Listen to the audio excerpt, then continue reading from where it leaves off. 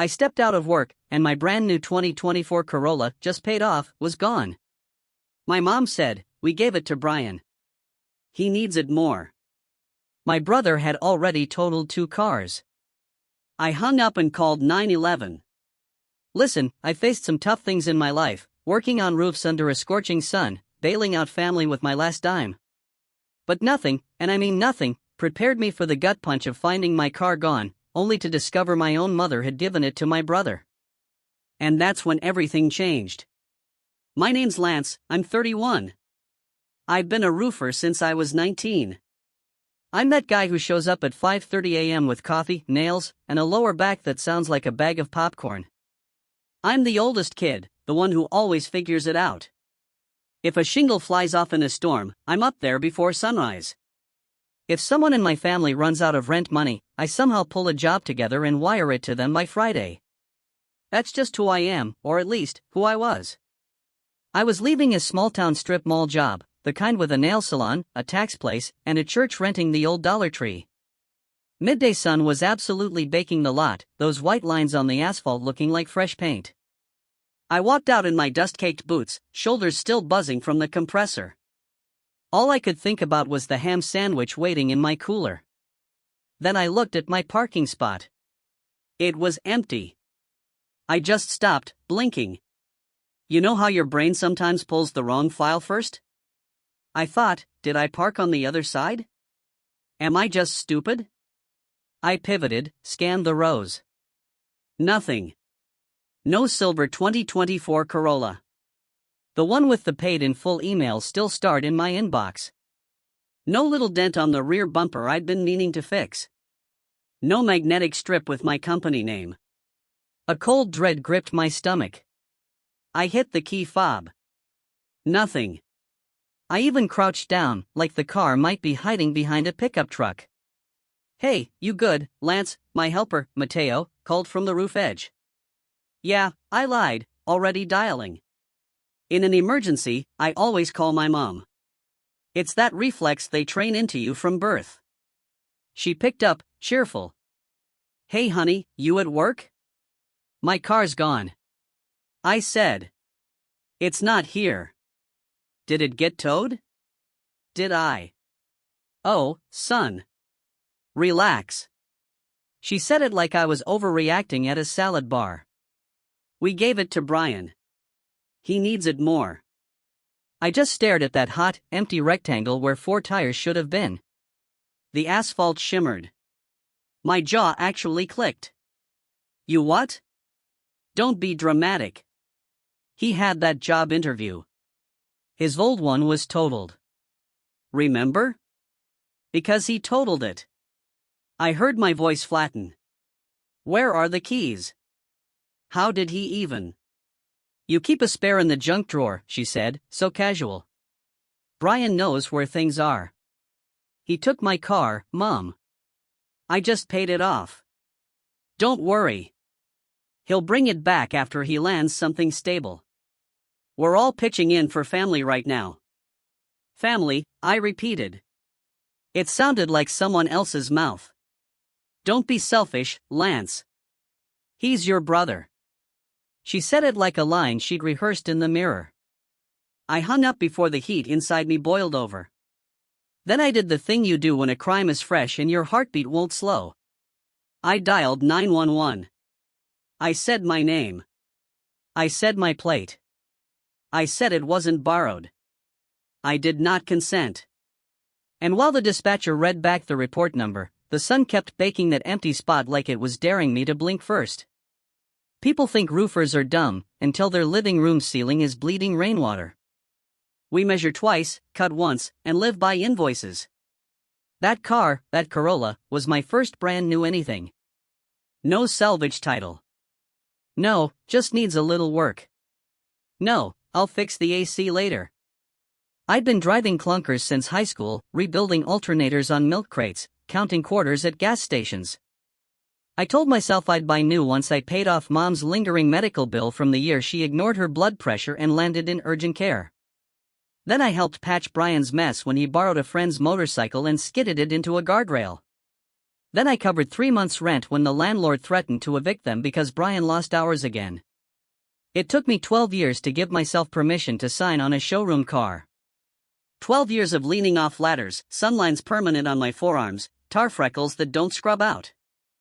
I walked into that dealership, handed over a down payment that was basically a stack of summers, and told the guy, simple base, reliable. He asked if I wanted the premium sound. I said, no, I want a car I don't have to explain to a tow truck. My family did not clap. Mom said, that's a lot for a Corolla. Dad asked if I could swing by and look at the garage door on my way home. Bryan texted, sick wheels, man. I could definitely use it sometimes. Bryan is 26. He can be likable, but he often creates incredibly avoidable problems. He's totaled 2 cars in 3 years. First was a faded Civic he drove with the oil light on for, his words, a while. Second was a hand-me-down SUV. He flipped it into a ditch on a rainy night because, apparently, tires are a conspiracy. He never got hurt, just walked away with a new story about bad luck and hater cops. He doesn't like roofs. He likes fast money. He sells used stuff on Marketplace and calls it resale. He buys shoes with little plastic tags and calls them investments. When he needs gas, he calls me. When he wants to float a week, he calls me. When rent is due and the landlord's knocking, Mom calls me. It's always the same script. Lance, be a team player. Lance, you don't have kids. It's easier for you. Lance, you're the stable one. What they really mean is they relied on me financially more than was fair. It wasn't that I didn't help. I helped until my own checking account wheezed. I covered power bills. I bought Bryan 4 new tires because bald isn't illegal according to his YouTube law degree. I fronted him $600 once for a forklift certification. He never finished. Each time, I told myself I was investing in getting him off my back. Each time, I was wrong.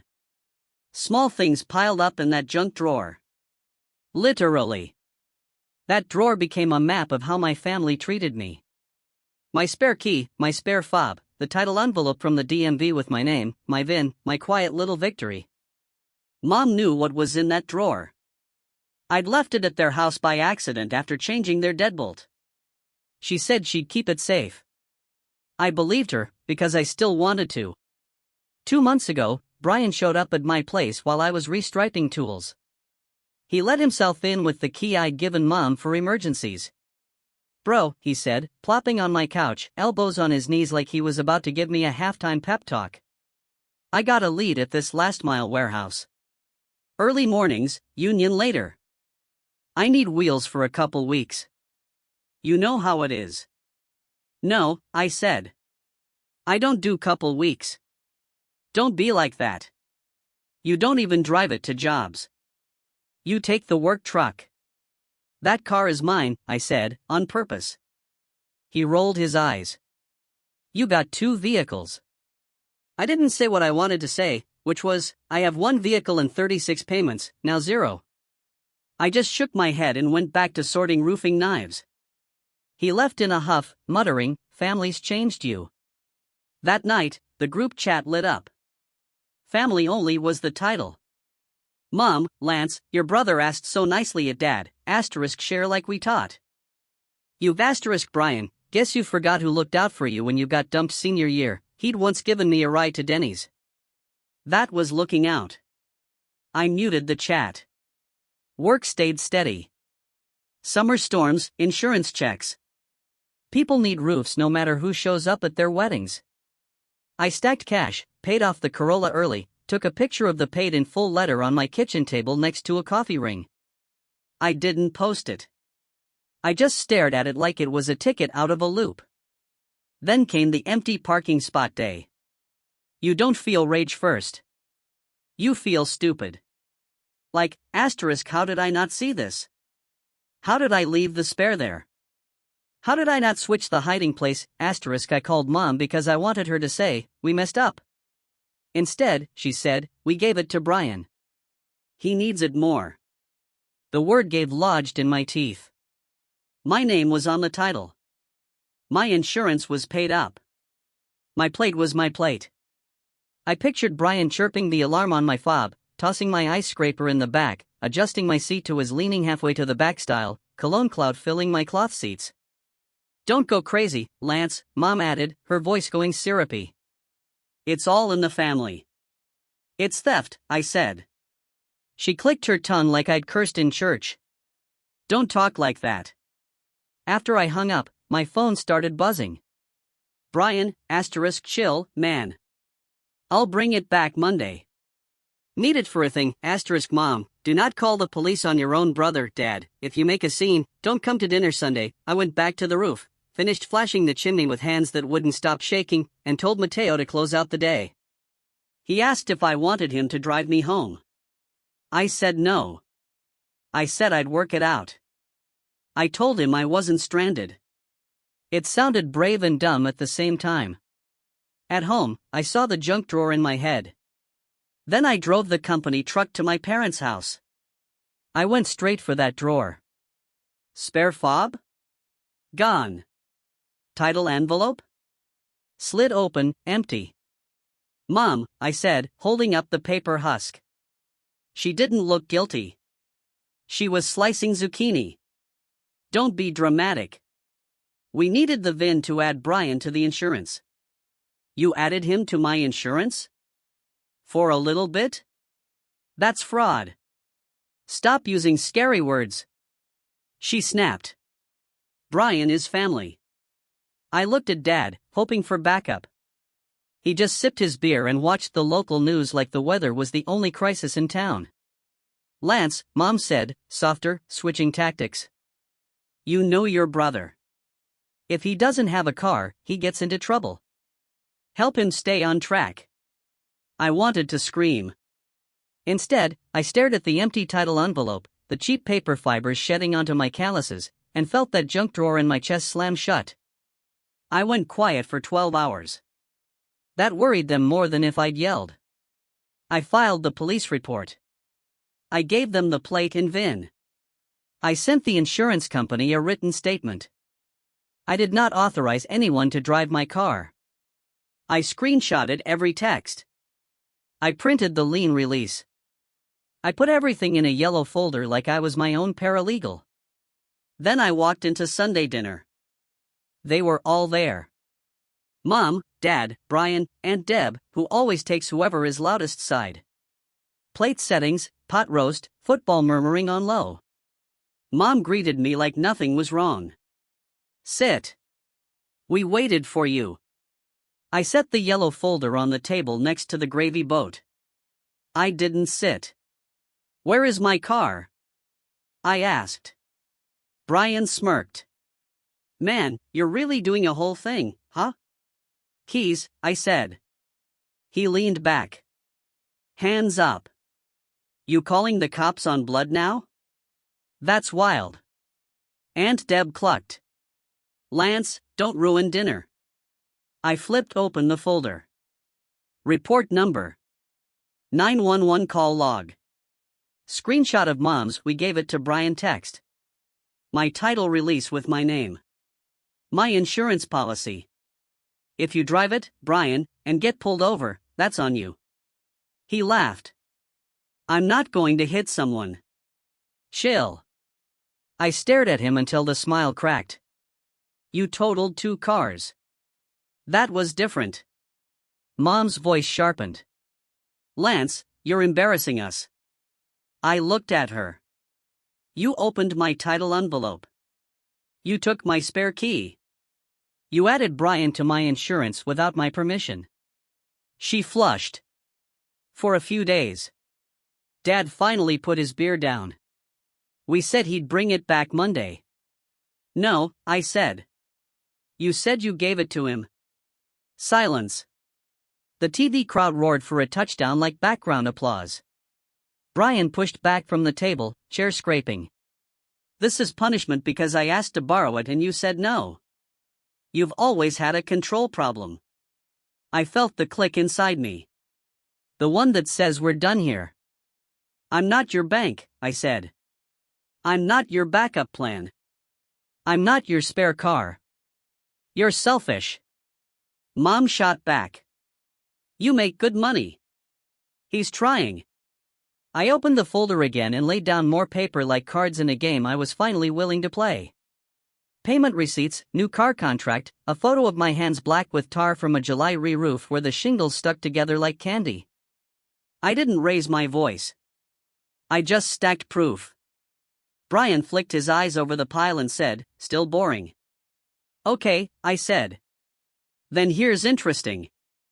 I pulled out the last sheet, a letter from my bank I'd requested that morning, confirming the only authorized drivers and the fact that my account wasn't linked to anyone else's policy. I added a printout of the group chat where Mom wrote, "Do not call the police." I looked each of them in the face. You can call me dramatic. You can call me selfish. You can call me boring. The paper says theft. The dispatch record says stolen vehicle. The insurance says do not drive. You've always liked stories. This is the one that will exist if anything happens. You took my car. Mom's mouth opened and closed. A fish gasping in air she didn't control. Dad stared at the gravy. Bryan scoffed. You won't go through with it. You're not built like that. The knock on the front door came like a cue from a bad sitcom. We all froze. Too gentle. Official wraps. Dad stood up slowly. He looked over at me. Did you? I made a report, I said. At the door were two officers. Polite. Calm. They asked for Bryan. They asked where the vehicle was. Bryan blustered, but it's hard to bluff when your name is already sitting in a black notebook. It's around the block, he finally said, sullen. I was going to bring it back. We walked out together. The evening was blue and thin. My Corolla sat crooked on the curb, my company magnet peeled halfway off like it was trying to escape, too. There was a vape in the cup holder and a fast food bag smearing mayo on my passenger seat. My stomach lurched. The officers read back the report number. They were professional, not dramatic. One looked at me and said, "Do you want to press charges, sir?" Everyone's eyes swung to me like theater lights. My mom hissed, "Don't you dare." Bryan folded his arms. Say it. I looked at the car. I looked at my family. I thought about 12 years of cheap apologies and expensive favors. My mouth felt paper dry. I swallowed. I want it impounded for evidence, I said. And I want documentation that I did not consent. Bryan's face went from cocky to cornered. Mom started crying. Dad sputtered about overreacting. Aunt Deb said, "I regret this." Maybe, but seeing the car handled officially made me feel finally safe. The group chat went nuclear that night. "Mom, we are horrified. Dad, you humiliated your mother. Bryan, you really reported it. Aunt Deb, this is disappointing. Cousin Natty, who usually posts dog pics, *glance. I didn't answer. I was busy with boring things people forget save lives. Changed the address on my DMV file. Added a password to my insurance. Moved the spare key to a safe box at the shop. Scheduled a detail for the Corolla, because if I had to smell Bryan's vape for one more second, I'd torch the upholstery. The car sat in impound for 2 days. The officer called to say it matched my report. No damage. Returned to me with a receipt and bureaucratic calm. Paper stacks, paper matters. At work, I felt lighter and angrier at the same time. I carried bundles of shingles up a ladder and thought about every time I'd said, "Yeah, I can help," while my own laundry piled up and my oil change went overdue. Mateo noticed I was quiet. He asked if everything was okay. I said, "It's finally accurate." The phone didn't stop. Mom switched from rage to strategy. "If you unimpound it quickly, nobody has to know." Dad tried logic. You made your point, son. Don't drag this out. Bryan oscillated between mockery, "Bet you felt big with your little folder," and threats, *fine. I'll just tell everyone you hit me when we were kids and that's why I'm like this, asterisk that one made me laugh out loud on a roof ridge in front of a sky that didn't care about our family myths. I didn't post about any of it. I didn't subtweet. I did real life. I showed up to a widow's house with a tarp after an overnight storm and refused her attempt to pay me in cookies. I helped the church replace their steeple flashing and made sure they didn't get fleeced by a slick talker. I took a Saturday and rebuilt my toolbox, like a person resetting an old house one room at a time. Then the money stuff started shaking out. Mom texted. Asterisk, we put Bryan on your insurance because the premium is lower with your good driver discount. We'll transfer him to his own next month. Asterisk, no, I typed. Take him off today. You're being impossible, do it or I file a fraud claim against whoever added him. She called me an ungrateful so-and-so. I sent her the screenshot of the insurer confirming the removal. I watched the read receipt pop up and then go quiet. Sunday used to be family dinner. I went to the shop instead. I changed the oil in the company truck while the radio played an oldie station and the smell of hot metal felt cleaner than any living room. Mateo swung by with tacos. We ate on overturned buckets. He told me about his daughter's science fair and how they grew crystals in a jar. I told him about paperwork. We both laughed at how adulthood is choosing your paperwork. 2 weeks later, I got a call from my sister, Tasha, who moved 3 states away to be a nurse and keeps her head down. We don't talk much. Not because we don't like each other. Because if you grow up in a house where noise is currency, silence becomes therapy. You okay? She asked. Yeah, I said. Better. She exhaled. I saw Mom's post. I also saw the group chat before she deleted half the messages. I didn't respond. Tasha cleared her throat. When I left, nobody celebrated. They said I abandoned family. I left because I was paying for everything and doing all the chores and Bryan kept borrowing my car. You just did something I couldn't. You named it. Silence, the good kind, floated between us. I'm proud of you, she said, voice small, honest. You won't hear that from them. I sat on my porch with my boots unlaced and watched a stray cat decide whether my steps were safe. The word proud climbed into my chest like a light switching on in a back hallway. The next week, the Real fallout hit. Mom and Dad had relied on me for little invisible things. Their streaming passwords, their phone plan, the pest control renewal, a car insurance autopay I'd set up for them years ago because late fees ate them alive. I started unwinding it all. I emailed the carrier to remove myself from their family plan. I changed my Hulu password. I called the pest company to put their account in their own name. Mom sent me a furious paragraph. Asterisk, you turned off our shows. Your father couldn't watch the game, asterisk, I typed back. You can add your own payment method. You're punishing us, I'm not subsidizing you. She called me cheap. She told me nobody would take care of me when I'm old. She told me money had made me arrogant. I told her boundaries had made me calm. Bryan's spiral got noisy. He called me from a borrowed number. You got my car impounded. You owe me. No, I said. I owe myself. You think you're better than me? I think I'm done. I don't feel connected to you right now. Or my family, I said and hung up. The phrase felt corny and perfect. Work got better. Or maybe it was always this good and I finally could feel it. The owner of the supply yard pulled me aside and said, "Heard you handled some mess clean." He offered me a better discount tier. One of our older customers sent a pie for the tall man with the kind eyes who fixed my leak in the rain. Mateo ate half. Fair. I started running again in the evenings. Not far, 2 miles along the creek trail. My knees complained the first week, then stopped. I slept without my jaw clenched. In the middle of this, Dad showed up at my place unannounced. He stood on my porch in his baseball cap like he'd accidentally ended up at the wrong house. You made your point, he said. Your mother's been crying. I'm sure she has. I said. You don't have to be cruel. I'm not, I said. I'm consistent.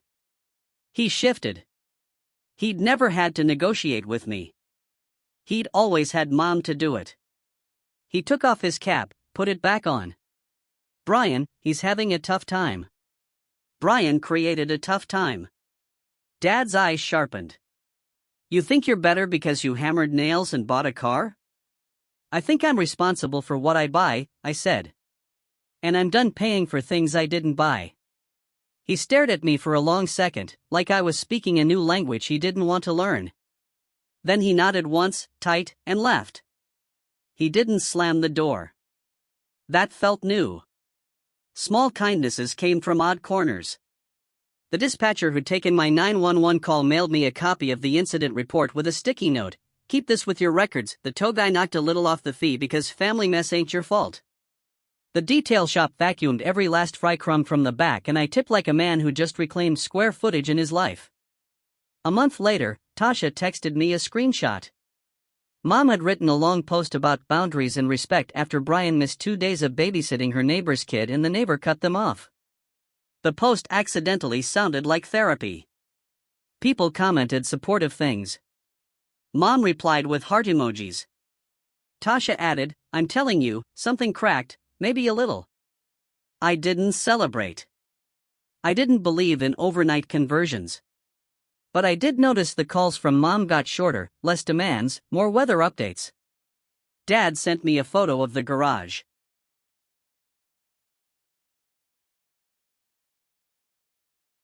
Door fixed properly, tracks clean, no broom handle. He didn't ask me to clap. I didn't need to. I took the Corolla for a long drive on a Sunday morning, early roads empty, coffee in the cup holder, radio low. I rolled the windows down and let the smell of dew and asphalt and 100 summer roofs fill the car. My car. Mine because I worked for it. Mine because I said so, on paper and out loud. I wish I could say it ended with everyone hugging. It didn't. The truth was smaller and better. I learned the difference between crisis and pattern. Crisis, an empty parking spot. Pattern, a family treating my work like a community chest unlocked by my brother. Crisis made me dial 911. Naming the pattern changed me. At the impound, the clerk slid my keys over. You good? Yeah, I said. I'm good. Since then, I keep a yellow folder. Registration, insurance, receipts, boundaries. So my life doesn't hinge on anyone's mood. Bryan still lobs grenade texts. I answer with one word, no. Mom starts the old script. I say, love you, not discussing, and hang up. Dad is awkward. Drops off a rusty mower. I don't have grass. Fine. The best change is boring. Boots, a soap-smelling car, roofs, dinner. Tasha sends cat pics. I send clouds. Guilt noses around like a stray. I leave the porch light on and let it pass. Family doesn't outrank ownership, safety, or self-respect. Love knocks. I lost a spot and found a line. I won't cross it, or let anyone else.